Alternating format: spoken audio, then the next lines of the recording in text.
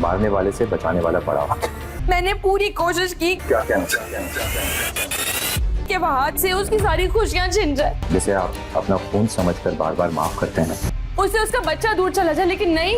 वरीजा तुम्हें ये बात समझ क्यों नहीं? उसी ने ही रजा को जहर दी। हमेशा मेरे साथ बुरा होता है।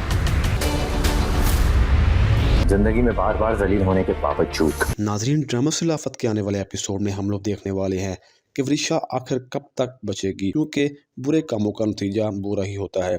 वृषा रज़ा को मरवाने के लिए प्रोफेसर के पास जाती है, जहां दानियाल सबूत के तौर पर वृषा और प्रोफेसर की तस्वीरें बना लेता है। वहाज का बेटा रज़ा अहमद सेहत याब होकर घर तो आ जाता है, जहां दानियाल सबके सामने वृषा से कहता है कि जिंदगी में तुम बार बार जलील हुई हो, तुमको समझ क्यों नहीं आती कि मारने वाले से बचाने वाला ज़्यादा बड़ा होता है।